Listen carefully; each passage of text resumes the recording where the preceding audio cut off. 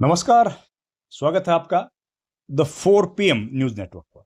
मेरा नाम है रविंद्र सिंह शोरान। क्या होगा अगर आपको खबर मिले कि देश में 15 लाख करोड़ की हेरफेर हुई है? सब हिल जाएगा। क्या होगा अगर आपको पता लगे कि ये जो सूचना है ये कौन दे रहा है? जो देश का सबसे बड़ा शेयर मार्केट रेगुलेटर है, सेबी, वो दे रहा है। वो सूचना ये दे रहा है कि एक कंपनी है जिसका नाम है राजेश एक्सपोर्ट्स लिमिटेड। उस कंपनी में 99.8% जो फंड्स है उसका मिसमैनेजमेंट हुआ है। उसके फंड्स को डाइवर्ट किया गया है और खेल किया गया है। तो मेरा और आपका क्या लेना देना इस खबर से? ये तो फाइनेंशियल इशू है। हमारा क्या मतलब? हमारा मतलब यह है, मेरा और आपका मतलब यह है कि इसमें जो पैसा लगा है बड़ी मात्रा में 10% शेयर इस कंपनी के किसके पास है? LIC के पास, लाइफ इंश्योरेंस कॉरपोरेशन के पास। उन्होंने 10% शेयर इस कंपनी के खरीदे हैं और मेरे और आपके पैसे हम लोग लगाते हैं ताकि भगवान ना करे कभी बुरा वक्त आए तो बुरा वक्त में हमारा साथ देने के लिए LIC में जो हमने पैसा भेजा है, इंश्योरेंस किया है, वो सुरक्षित रहे। लेकिन कंपनी ने अगर हमारा पैसा राजेश एक्सपोर्ट्स में लगा दिया और आज राजेश एक्सपोर्ट के ऊपर इतने बड़े आरोप लग रहे हैं कि उस व्यक्ति ने, जिसका कारोबार गुजरात में भी है, देश के दूसरे हिस्सों में भी है, उस व्यक्ति ने फ्रॉड कर दिया है। फ्रॉड तो भैया पैरों तले जमीन खिसक जाएगी। हमारे आप जैसे व्यक्ति की जो रोज मेहनत करके कमाता है, रोज खाता है। लेकिन अब ये हो गया है। पूरी कहानी आपको बताऊंगा, पूरी की पूरी कहानी। 2021 से लेके 2025 के बीच ये कंपनी करती क्या है? राजेश एक्सपोर्ट्स क्या करती है? ये जो गोल्ड है ना, गोल्ड, इस गोल्ड से जुड़ा काम करती है। एक्सपोर्ट करती है, एक्सपोर्ट जैसे नाम में लिखा एक्सपोर्ट, और उससे जुड़ा हुआ ये काम करती है। तो सेबी ने कहा है कि भैया अभी तो आप ये करो कि अभी कारोबार बंद कर दो। शेयर मार्केट में जो आपका बेचने खरीदने का काम है ना, शेयर का, रोक दो। क्योंकि आपकी जो स्थिति है वो गड़बड़ है, उस पर हमको भरोसा नहीं है, बिल्कुल यकीन नहीं है। तो ये अंतरिम आदेश कंपनी ने बड़े पैमाने पर गलत वित्तीय जानकारी देने, प्रमोटर से जुड़ी संस्थाओं के फंड का गलत इस्तेमाल इस वजह से हुआ है। 21 से 25 के बीच कंपनी ने जो गड़बड़ किया है वो सबको हिलाने वाला है। राजेश एक्सपोर्ट उस समय सुर्खियों में आया जब उसने $400 मिलियन में स्विट्जरलैंड में एक रिफाइनरी खरीद ली, वेलकम्बी के नाम से खरीद ली थी, और उसमें कैश में लेन देन हुआ। अब वहां से खेल हुआ शुरू। पूरी दुनिया में अपना नेटवर्क फैलाया और फोर्ब्स के अनुसार 2019 तक मेहता की जो नेटवर्थ है वो $1.57 अरब थी। कई जगह कारोबार थे, मुंबई में, गुजरात में। चांदी के आभूषणों के प्रमुख थोक व्यापारी बन गए थे, थोक। और कंपनी ने गोल्ड से वैल्यू चेन में प्रवेश किया था। तो ये तो कहानी बताई मैंने आप कंपनी की। अब कहानी में आपको, क्योंकि मैं इसलिए थोड़ा देख के बता रहा हूं आपको ताकि गड़बड़ ना हो, ताकि कहीं कोई त्रुटि ना हो, क्योंकि पैसे के लेन देन की जानकारी है, आप भी पूरा ध्यान से सुनेंगे। अब समझिए सेबी ने क्या बोला। सेबी के एक सदस्य हैं, सेबी आप जानते हैं ना, security and exchange board of India, ठीक है। उसका काम क्या है? शेयर बाजार में जितने भी काम होते हैं उसको रेगुलेट करता है।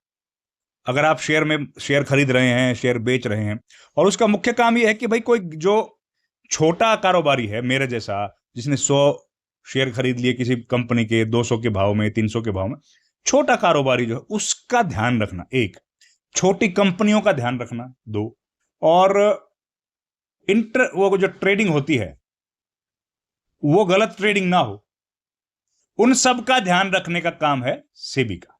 और फेयर कंपटीशन भी बना रहे कंपनियों में, यह भी उनका काम है। तो सेबी ने क्या कहा, सेबी के एक सदस्य हैं कमलेश वार्ष्णेय, उन्होंने एक रिपोर्ट तैयार की और रिपोर्ट करी भैया 109 पेज की, 100 पेज से बड़ी तैयार।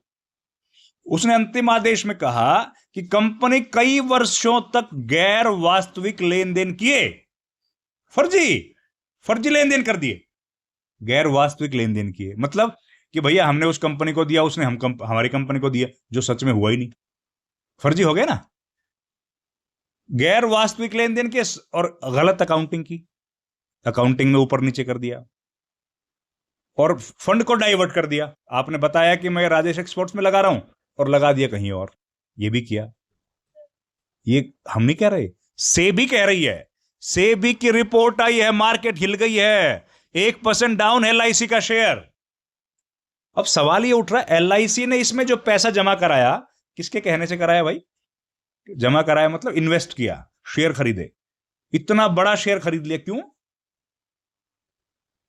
और तो अब राजेश एक्सपोर्ट में राजेश को कह दिया भैया कंट्रोल करो, और अब शेयर इसका जो खरीदना बेचना है रोक दो, रोक दिया।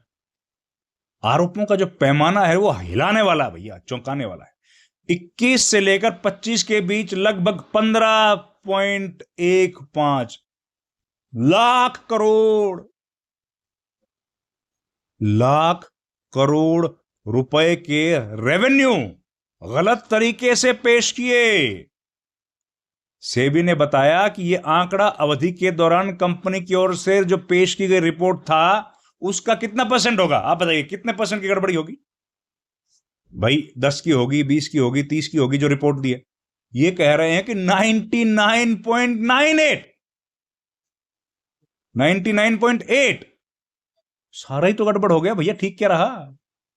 99% फेक, 97 से 99% राजस्व बढ़ा चढ़ाकर दिखाया, जो अभूतपूर्व है, ऐतिहासिक है, कमाल हो गया। देखिए आप हो क्या रहा है। तो ये पूरी कहानी है, जिस कहानी के बाद मार्केट हिल गया है, एलआईसी पर असर हुआ है। एलआईसी पर क्या असर है इसको थोड़ा सा विस्तार से समझा देता हूं। एलआईसी ने इसमें इन्वेस्ट किया है पैसा, और 10% की हिस्सेदारी एलआईसी की इस कंपनी में। तो अगर एक कंपनी गिरेगी, इस कंपनी का शेयर नीचे जाएगा, तो एलआईसी का भी नीचे जाएगा। 10% की हिस्सेदारी, 10% की हिस्सेदारी एलआईसी की है। तो अब सवाल ये उठ रहे हैं, एलआईसी ने क्यों किया था ऐसा? एलआईसी ने किसके कहने पर यह किया? क्या कोई दबाव था? एक दूसरा, अगर हम और आप किसी कंपनी में पैसा इन्वेस्ट करते हैं, या हम और आप किसी म्यूचुअल फंड में भी 5,000 रुपया महीना डालते हैं, या 1,000 रुपया महीना भी डालते हैं, तो भी हम लोग उसकी जांच करते हैं ना, उसकी रिसर्च करते हैं कि भैया ये कंपनी ठीक है, कंपनी को गड़बड़ तो नहीं है, हमारा पैसा सुरक्षित रहेगा ना। हम लोग भी करते हैं, आम आदमी करता है। ये बड़ी कंपनियां जो हैं एलआईसी, हमारे पास तो कोई रिसर्चर नहीं है, हम तो खुद अपना रिसर्च करते हैं। ये जो बड़ी बड़ी कंपनियां हैं एलआईसी जैसी, इनके पास तो रिसर्चर भी हैं, इनके पास तो लाखों रुपए सैलरी लेने वाले सीए भी हैं। तो क्या उन्होंने नहीं चेताया? उन्होंने आंखें नहीं खोली क्या एलआईसी की, कि हमारा हार्ड अर्न्ड मनी कहां दे रहे हो भाई?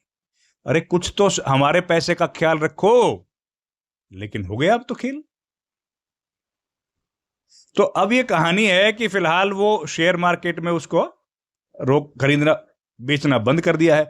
अब रिपोर्ट पूरी नहीं होगी जब तक हम लोग राजेश एक्सपोर्ट की कहानी आपको ना बताएं, बात ना बताएं, उनका जवाब ना बताएं। राजेश एक्सपोर्ट्स की तरफ से एक प्रेस रिलीज आई है, उन्होंने कहा है कि ये मिसकम्युनिकेशन हो गया हमारे और सेबी के बीच में।